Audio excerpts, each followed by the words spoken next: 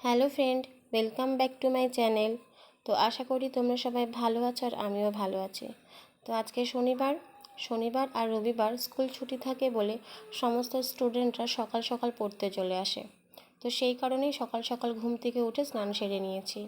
প্রতিদিন সকালেই আমি স্নান করি, কিন্তু আজকে যেহেতু শনিবার বা আমি ওই যে বললাম ছুটির দিনগুলো একটু এক্সট্রা তাড়া থাকে, তো সেই জন্য আমি ঘুম থেকে উঠে নিজেকে ফ্রেশ করে নিয়েছি যে পড়াতে বসবো তাড়াতাড়ি। তো নিজেকে রেডি করে নিয়ে আমি চলে গেছি গোপালকে বাল্যভোগ দিতে। তো গোপালকে বাল্যভোগ দিতে দিতে আমি হনুমান চালিসাটাও পড়ে নিয়েছি। হনুমান চালিসা পড়লে আমার বেশ ভালোই লাগে, সারাদিনে কাজ করার একটা আলাদা এনার্জি পাই। তো রোজই পড়ার চেষ্টা করি হনুমান চালিসা। তোমরা কারা কারা আমার মতন হনুমান চালিসা পড়ো কমেন্টে জানিও।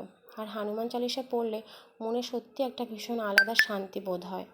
তো সারাদিন ভীষণ ব্যস্ততা ছিল, সেইভাবে আর ভিডিও ক্লিপ নেওয়া হয়নি। তো একেবারে দুপুরে চলে এসছে এই যে খাবার থালা নিয়ে।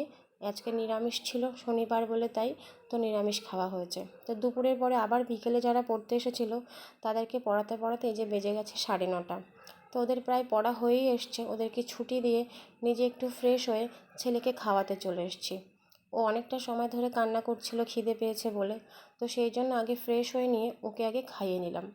আর আমাকে দেখে তোমরা বুঝতেই পারছো আজকে আমার সারাদিন অনেকটা ধকল গেছে, ভীষণই ক্লান্ত বোধ করছি, খাবারও খেতে ইচ্ছে করছিল না।